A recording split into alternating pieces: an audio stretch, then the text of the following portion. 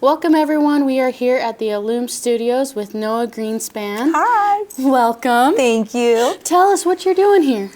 We are going to be making some handbags this week. Exotics, handbags, all kinds of fun stuff. Are you teaching then? Mm-hmm. I'm going to teach how to do a bag from scratch. So from the sketch all the way to the finished product. And you came all the way to Utah from Manhattan. Mm-hmm. Yep. The office is on 36th and 9th. That's where we sell all the exotics at Pan Am. We got all the different skins you could want, the gator, the croc, the python, the shark, stingray, ostrich, all exotics all the time. Very cool. Yeah. So you did miss the warm weather though. We had 60 degrees just 2 days ago. So sad. And now it's snowing. All over. And you were just at Prescott. Mm-hmm. Okay, how did that go for you? It was great. I mean, all the leather workers I find are just like the most amazing people. And that's something that I actually realized. So like in the fashion industry, right? Because I come from the fashion side of leather as opposed to the Western side of leather, like, Western wear, I mean. The thing with fashion designers are they're very secretive about their sketches, their ideas, their plans, their fabrics, their resources. But leather people, we just want to share our knowledge, We just want everybody to know how to do what we love to do. So that's something I think is really great about this whole leather community is that everybody's just so open and sharing and, we know we're crafters and we enjoy it. Yep, we're a family then. Yeah. Okay, so tell us about your shop in Manhattan. Lay it out so we can visualize it. Okay. So when you walk in the front door, our desk is right there in the middle. And we've got racks of skins all around the walls. So we start with the ostrich stingray wall. We go into the python, then the gator, and then the Nile and caiman. On the other side is all the stock, so we've got piles of python and gator and crocodile and everything else. And then we got these two big metal tables that we kind of use as the, pulling out the skins, all that. And then after hours, I will take out my cutting board, throw it on the table, and make patterns and whatever, because the table there is much bigger than the one I have at my home studio, which is my living room. So I don't have as much space. So I kind of work both in the office and in my personal studio. Okay, so this is just you. The whole show is just you. So tell us how you got to your craft, how you got to where you are today. Yeah, it's actually a fun story. My family on both sides have been in the apparel or fashion or whatever industry going back several generations.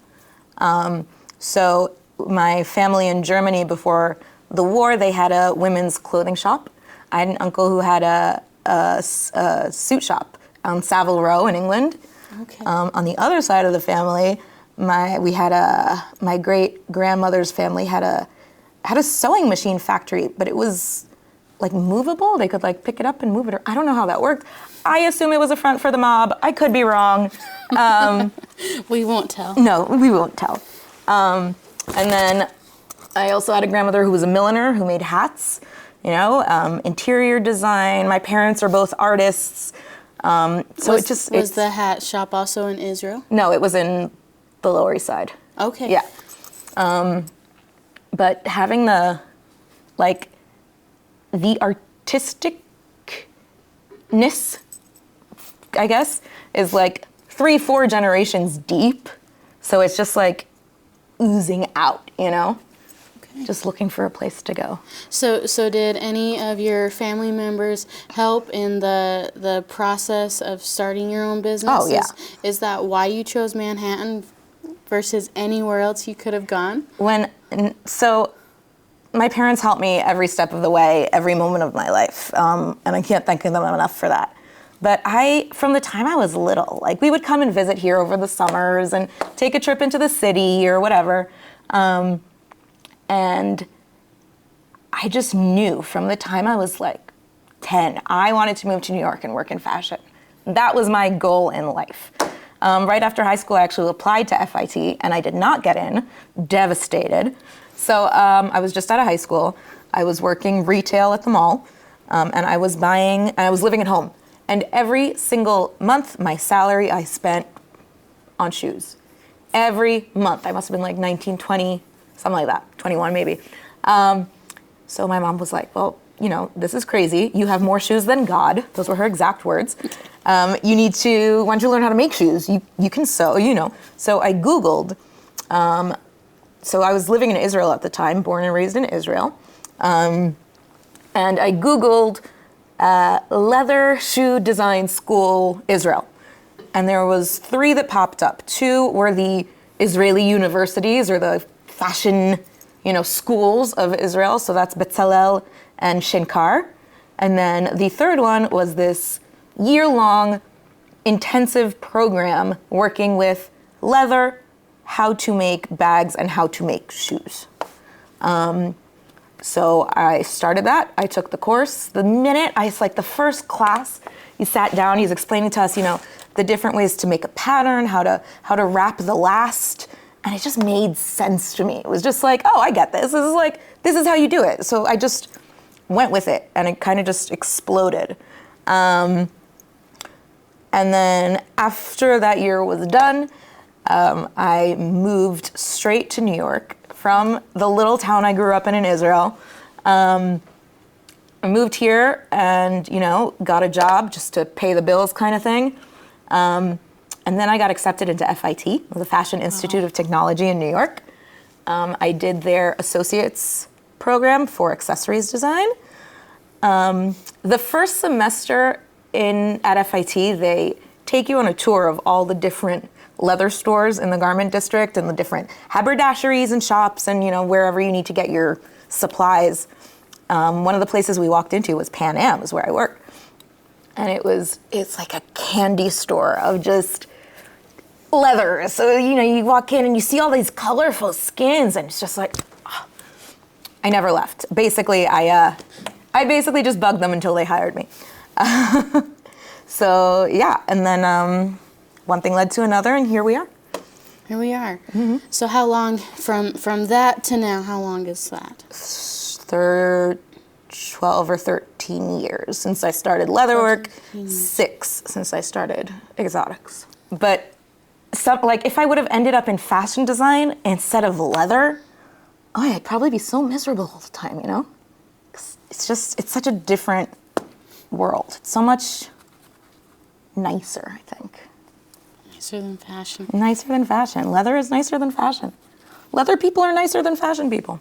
I'd have to agree. I think our community is terrific. Above and beyond everything. Yeah. One big happy family. Most of the time. Most of the time, right? Yes. There's always, sibling rivalry here and there.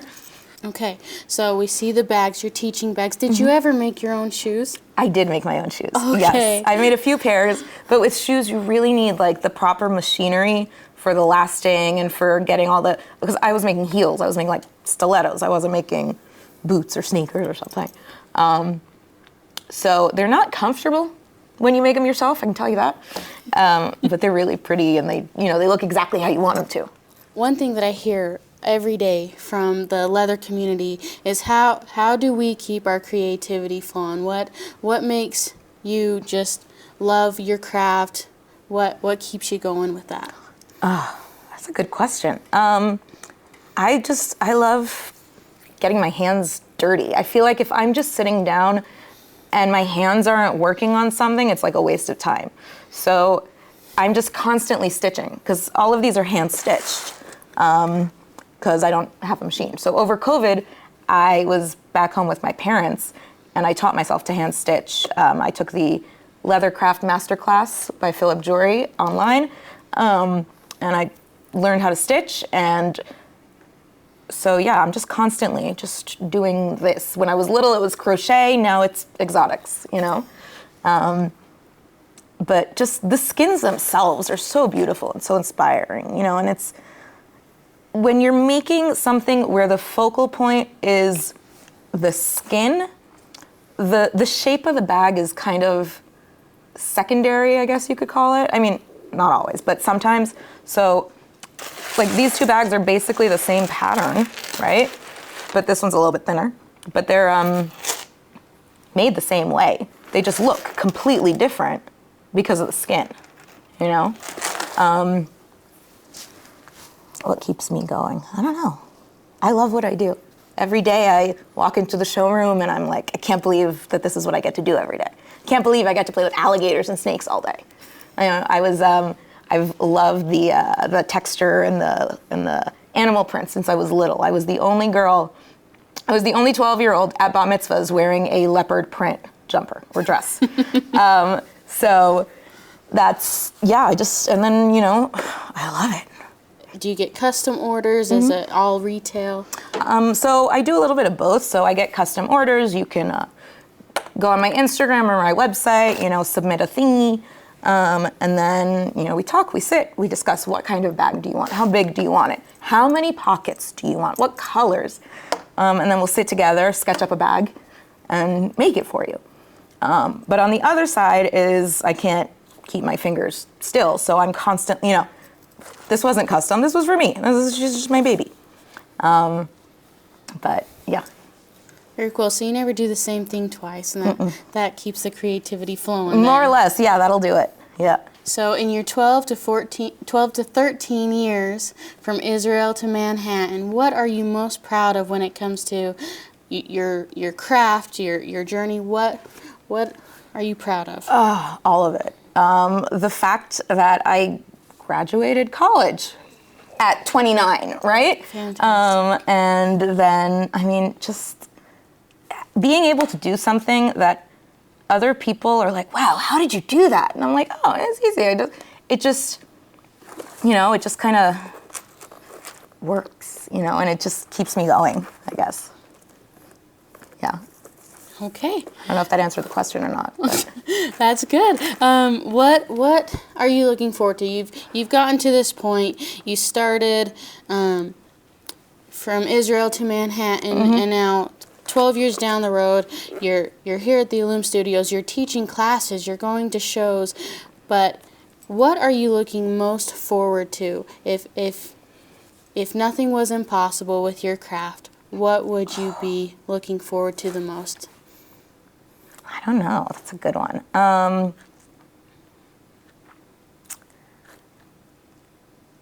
The animals, I think, might be my favorite.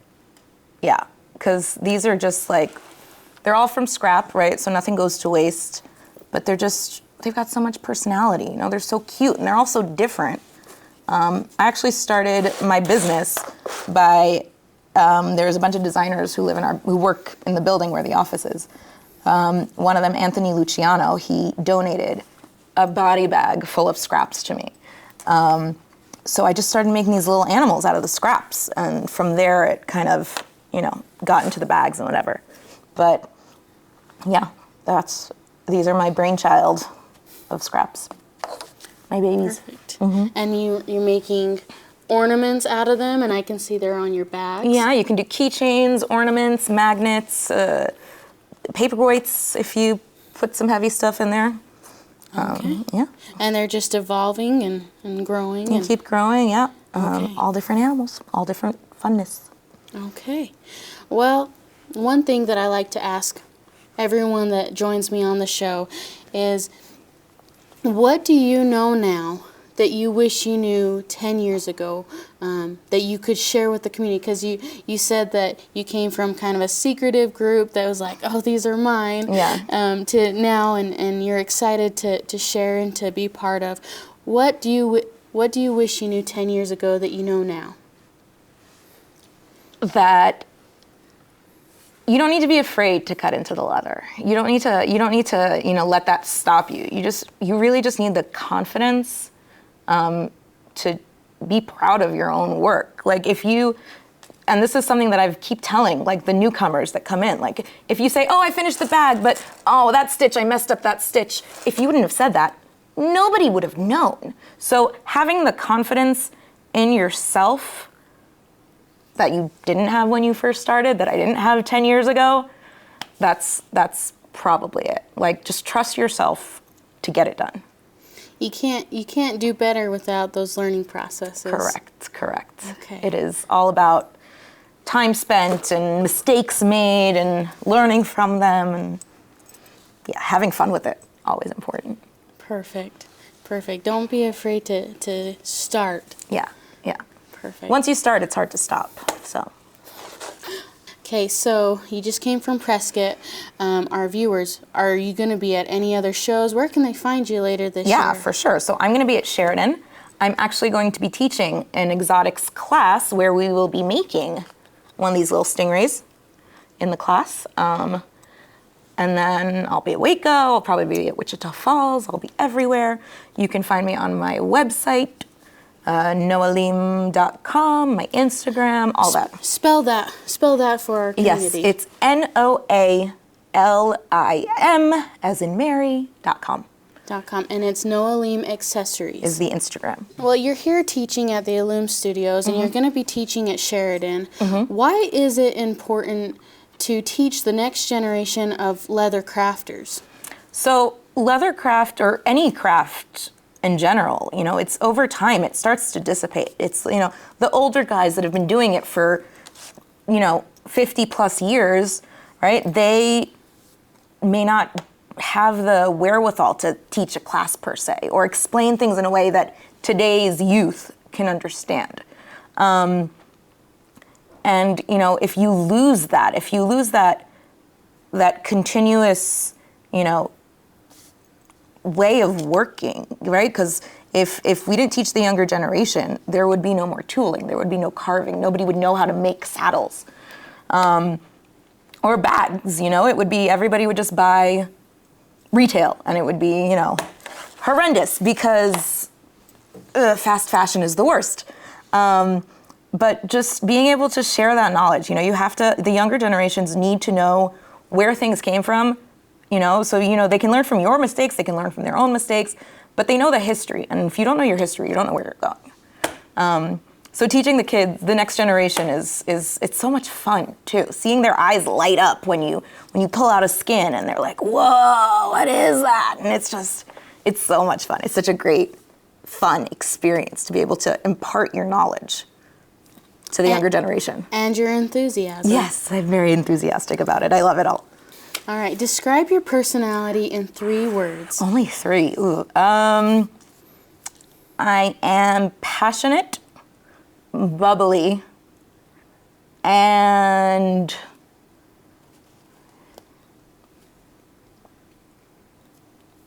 words have gone. Bubbly, passionate, and hardworking.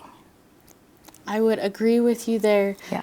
Yep, you've worked very hard and come a long way. Yes. Thanks to the older generation of leathercrafters. Passing it on to you, and then you're passing it on to the next. Yep, that's how we should do it. Absolutely. Okay. More questions? Yeah, I'm just trying to keep our time there. Where are we at? We're 17 and a half minutes. Okay, that went faster than I thought. Yeah. Sorry. No, you're okay. No, we'll grow it just a little bit. Yeah. Because this leads into a great question of, what's your favorite part about teaching? Okay. You didn't already ask that, did you? I think we got a little bit into it, but we can go more. All right, Noah, what is your favorite part about teaching? I think that my passion is kind of infectious when it comes to exotics and leather and, making things. I think feeling that electric, excitement in a room of people who are doing something they've never done before, and just feeding off each other's energies and making sure it's so fun to share what you do. I think, I don't know, I guess, yeah, being able to impart my knowledge is my favorite part about teaching, being able to share what I do. Absolutely. Now, I'm also curious, the learning to craft with leather is one thing, which is very huge, but also starting your own business in Manhattan Tell Yeah. us about how your business got started. What made you say, I'm going to do this on my own? And tell us a little bit about how that came to be. Yeah. We have so many business owners, small and large. We have people that are in the shop out back, and we have some people that have these huge markets. Yeah. So tell us about your business. So my business started, like I said, with the little accessories that came from scrap.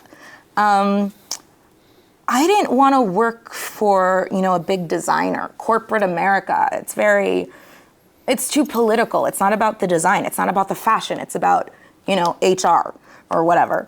And I wanted to be able to design my own things, create things how I want, and not have to, design a bag that then I'm going to see on every other person in the universe, because you're working at a fashion house who inevitably is going to be doing some fast fashion. So yeah, I think that what I do is different also because, I'll sit down with you. We'll talk about what it is what do you want from your bag, from your accessory? What do you want it to do for you?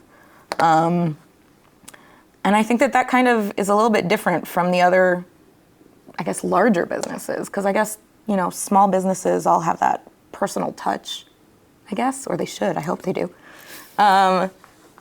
Yeah, I think, that's what sets me apart, is the personal connection. The personal connection. That's fantastic. What's been the process of the business? What did it start off with a bang, or has it been a slower process getting it to where it is today? Yeah, so it's been a little bit slow because I'm a one-woman show, right? I do the patterns, I do the bags, I do the social media, I do the marketing. Marketing is the bane of my existence. So it's slow, but it's going, and being that I do this all day long. I do it in the morning for work, and then I go home. It's my 9 to 5 and my 5 to 9 kind of thing. So being in the industry day in, day out, meeting the people who they come in to buy skins for me, and then I end up explaining to them how to finish the bag or what tools I use, and people keep coming back, and it's so great. It's so amazing to be able to take your hands and make something out of it that can last, And that is so personal to everyone who walks in or orders from your store. Mm-hmm. There's so many stories in the leather industry, and we tell so many of them every single month, but to come from a small town and come into the United States and start a one-woman show, that just sounds like daring. That's the word I would use. That's one of those I would have used in your 3 words to describe I could do that. yourself. Daring. Yeah, daring works. Okay. Daring rather than hardworking. Well, I do both. Okay. There you go. I bet there's a lot of people looking forward to meeting you and working with exotics, learning how to work with them. Mm-hmm. Thank you for joining us You're on welcome. the show. It was so great being here. And we will be back again next time. Stay tuned with our YouTube channel, and don't forget to subscribe so you don't miss any of these shows.